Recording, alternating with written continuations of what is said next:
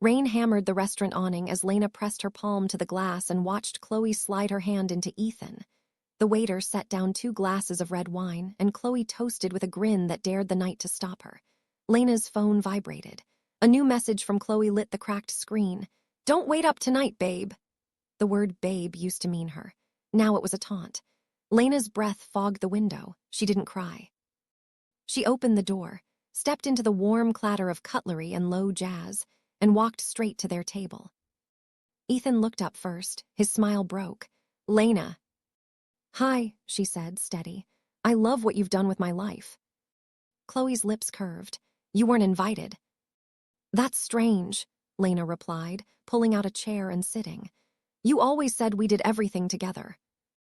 The waiter hovered, alarmed. Ethan raised a hand. "We should talk outside." "No," Lena said. "Let's talk here where the lighting is honest."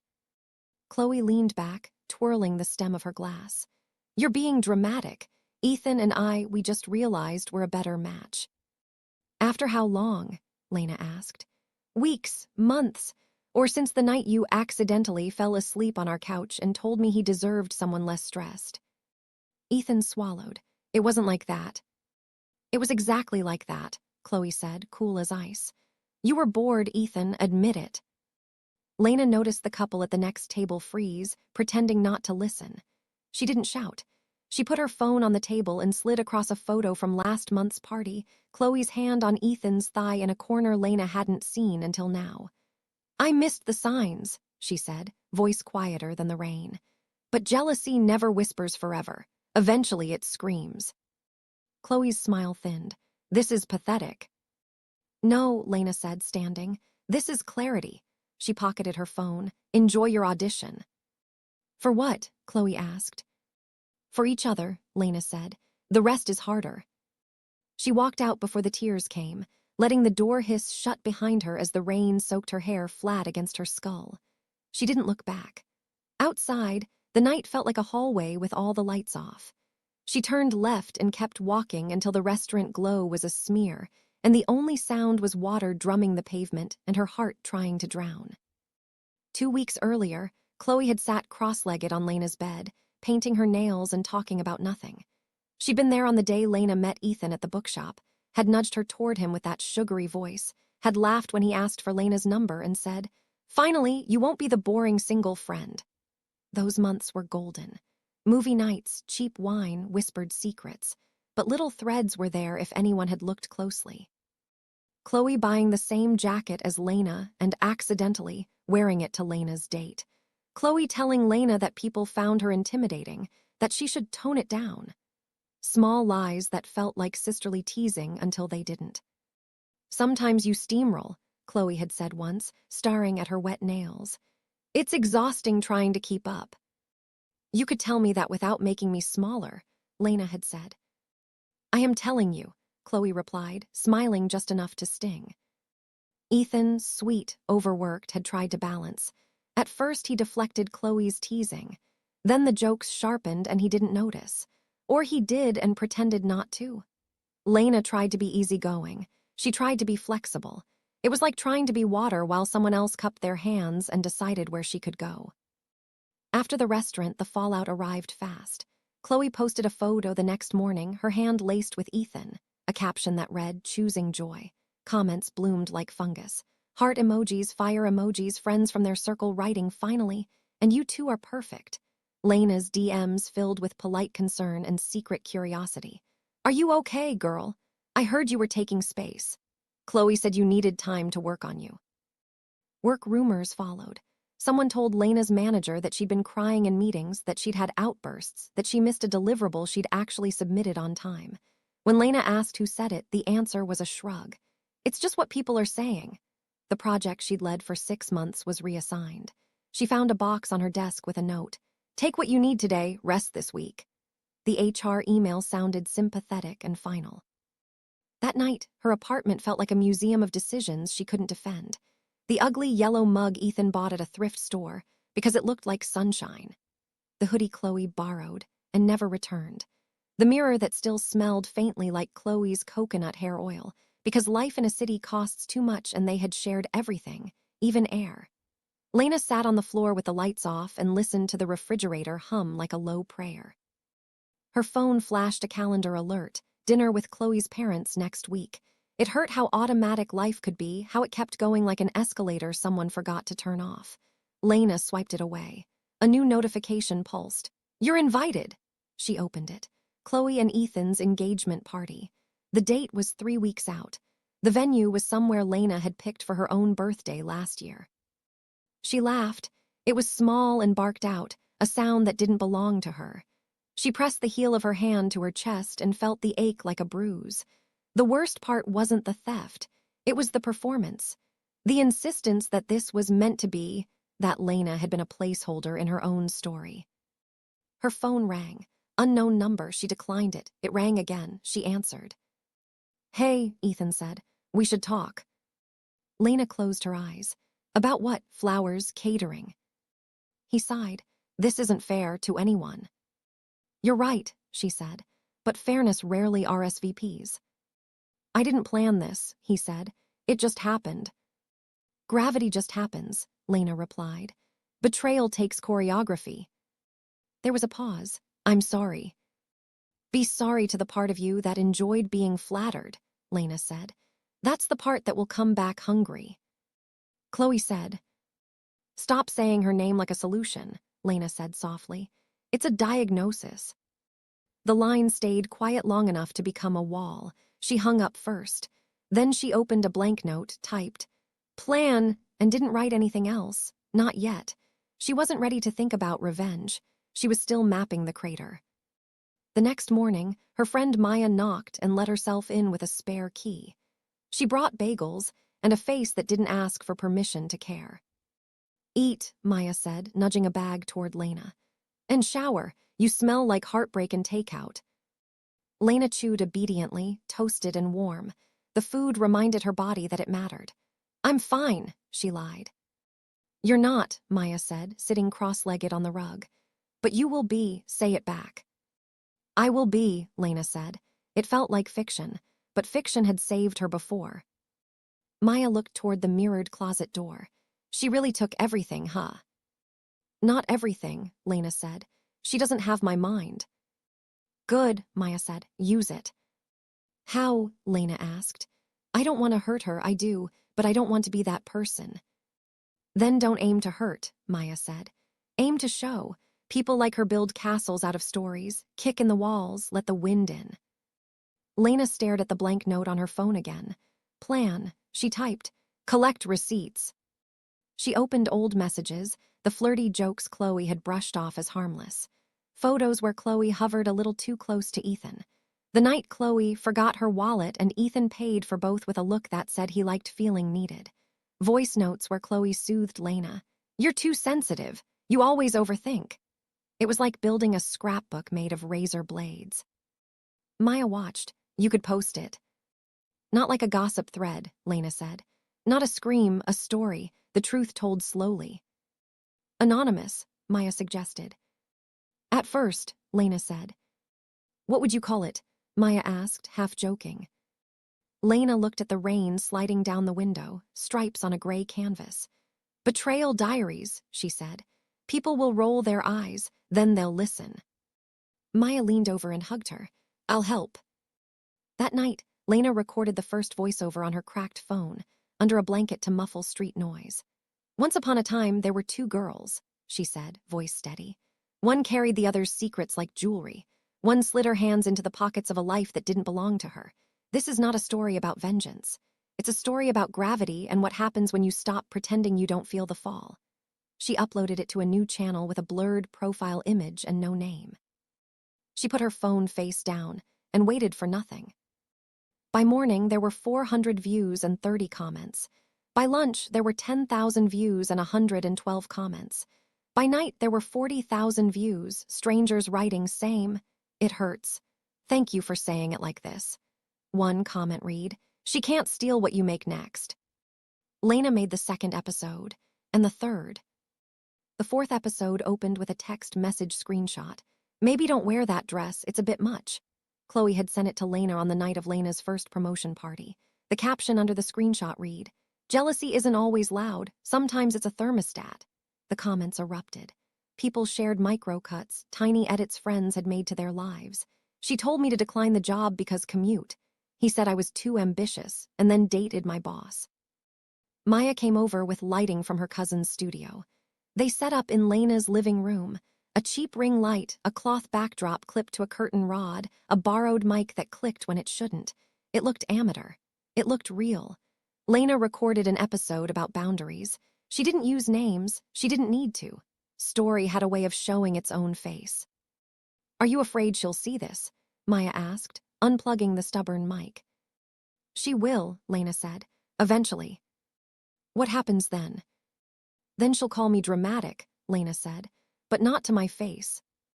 By the end of the week, an email landed in Lena's inbox from a production assistant at a mid-sized talk show. Subject line: "Your voice matters." Lena snorted and started anyway. She wasn't interested in becoming anyone's teachable moment. She learned enough. Another email arrived minutes later from a burner account. "You should stop. You're going to embarrass yourself." No signature, no courage. The font smelled like Chloe. Lena replied, "The truth is not shy." The engagement invitations multiplied on social feeds. Chloe posted a boomerang of diamond sparkles with a caption, "When you know, you know." Ethan's grin wasn't right. It was tight, like a belt too far in. Lena paused his face with her thumb. "How's the performance, actor?" she whispered. "How's the applause?" Maya rolled her eyes. "He's not worth a soliloquy." "He's part of the architecture," Lena said. "If I want the house to fall, I have to understand the beams." "You don't want it to fall on you," Maya countered. "I want air," Lena said. "Sunlight, I want the damp gone." She kept collecting. A friend of a friend sent a video from a party last year where Chloe had stood behind Lena, mimicking her voice to make a circle of people laugh. Lena hadn't seen it then. The kind of cruelty that unfolds behind your back has its own choreography, dance steps you only learn when you're alone in your kitchen replaying the past frame by frame. The realization punched, but it also steadied. The story wasn't about a boyfriend. It was about a habit. One night around midnight, her phone rang with Ethan's name again. She let it ring out. It rang again. She answered. "Lena," he said, exhaling her name like a secret. "Please." "What do you want?" she asked. "Closure," his voice cracked on the question. "Closure isn't a door I hold open for you," she said. "I messed up," he said low. I thought she needed me." "You liked being the cure," Lena said, "even when there wasn't a disease." "I'm sorry," he said.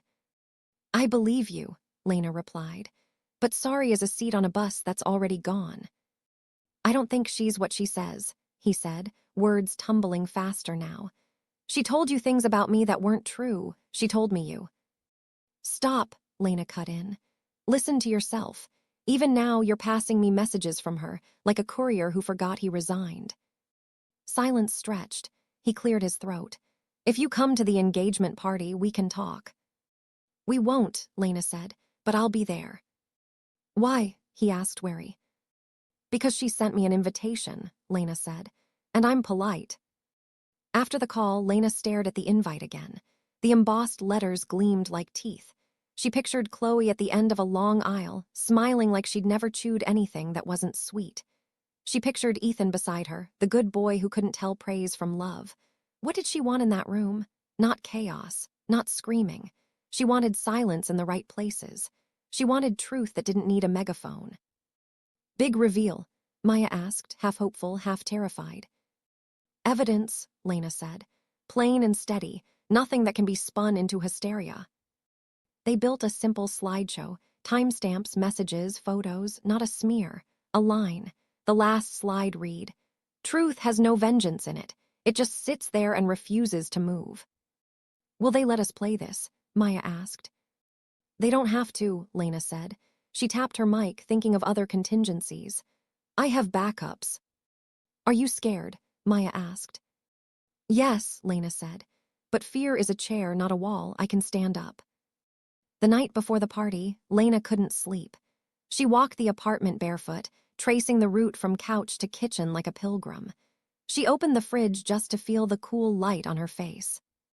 The city pulsed below her window. She pressed her forehead to the glass and breathed in the possibility that tomorrow could reorder everything. Morning arrived like a held breath released. Lena wore a black dress that didn't apologize. She tied her hair back. She put on the ugly yellow thrift mug of a smile and then swapped it for nothing at all. Her bare face told the truth just fine. Maya handed her a small flash drive. "In case," Maya said. "In case," Lena agreed, sliding it into the inner pocket of her blazer. The venue was all white flowers and white linen and white lies. People she knew, people she had fed and listened to and loved and accommodated, moved through the room with the smoothness of people who haven't been asked to stop. Chloe floated, crystalline and choreographed, her dress a waterfall.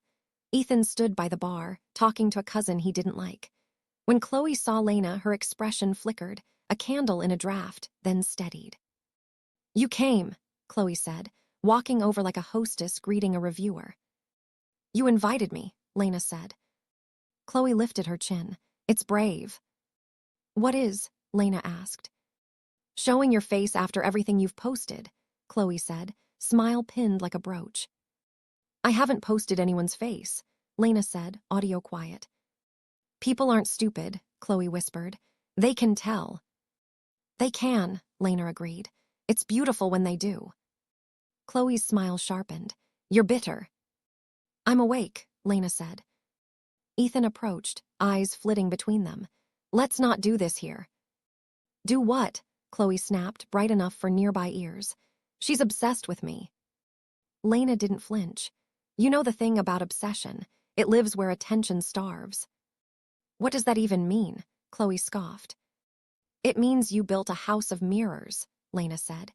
"And then you moved into my reflection." The ceremony that wasn't a ceremony began. Just speeches, toasts, a slideshow of Chloe and Ethan clinking glasses in sunsets they didn't earn. Laughter folded around them like a tent.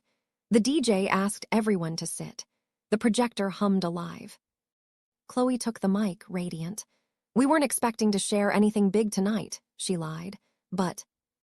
The screen flashed. A title card appeared that didn't belong to them. "On Truth," the room murmured. Chloe's smile faltered. Lena's voice filled the speakers, calm and unmistakable. "Sometimes love doesn't end with a bang. It ends with a pivot, a small step in a wrong direction you pretend is a dance." On screen, a message thread appeared. Chloe telling Lena not to apply for a job because stress will eat you. A time-stamped photo of Chloe's hand under a table on Ethan's knee while Lena sang karaoke. A voice note of Chloe's sugary voice. "I'm only saying this because I care." Chloe lunged toward the DJ booth. "Turn it off." The tech gestured helplessly. "It's cued from the main system." Ethan stared at the screen, color draining. "What is this?" "Documentation," Lena said from her chair. She didn't stand. She didn't need to. A mirror without the pretty frame. The last slide appeared. "This is not about punishment. It's about nomming. My name is Lena." A hush fell so absolute the projector fan sounded like a storm. Someone in the back clapped once, confused, then stopped. Chloe's face went white-hot with fury. "You witch," she hissed. "You're destroying my party." "I'm not destroying anything," Lena said. "I'm releasing a truth I was forced to hold alone." "You plotted this for weeks," Chloe said, voice shaking. "That's psychotic." "I plotted this for my own peace," Lena said. "Healthy is not the same as harmless." Ethan looked at Lena. His mouth opened. He didn't speak. "Say something," Chloe demanded, grabbing his arm. "Say she's crazy." Ethan looked at the screen again, at the timeline that didn't spare him. "I can't." Chloe dropped his arm like it had burned her. She turned to the room, pitching her voice to land gentle. "We all make mistakes," she said. "I never meant to hurt anyone." Lena stood then, finally. "Your intentions and your impact are divorced," she said. "Only one of them keeps the kids at night." People shifted in their chairs, their belief systems wobbling like chairs with a short leg. A woman from Chloe's office whispered to her husband, and his eyebrows knit into a skeptical bow. The DJ found the mute button, and Lena's voice cut off mid-syllable. Silence pressed on the room until it wheezed. Chloe's mother rose, pearls trembling. "This is indecent," she said, pointing at Lena. "You could have taken this up privately." "We tried private," Lena said. "Private is where she thrives." Chloe's jaw set. "You're jealous," she said, each word a nail. "You always were." Lena lifted a shoulder. "Maybe once, but jealousy wants what it doesn't have. You wanted what you could not become." A few gasps broke free. Someone at the bar said, "Damn," too loudly. Ethan cleared his throat. "Chloe," he began, softer than he meant. "We." "Don't you dare," Chloe snapped, the mask slipping, eyes going hard. "After everything I did for you." Lena tilted her head. "There it is." Chloe rounded on her. "What?" "The invoice," Lena said. "People like you always keep one in a drawer. Every favor, every kindness, itemized." "This is harassment," Chloe said, stepping closer, smile gone. "You obsessed over me, collected my messages like trophies, stalked my life." "No," Lena said. "I archived, there's a difference. Trophies are from hunts, archives are for historians." "Historian," Chloe laughed, sharp. "You're a rejected ex with a YouTube channel." Maya stepped quietly to Lena's side and didn't touch her, just existed there like a hand at Lena's back. "We can go," she murmured. Lena nodded. She looked at Ethan one last time. "You will spend months trying to understand the difference between flattery and love," she said. "One echoes, one holds." Ethan's eyes shone. "I'm sorry," he said again, hoarse. "Say it to the mirror," Lena replied. "He's the one who needs you." She turned and walked.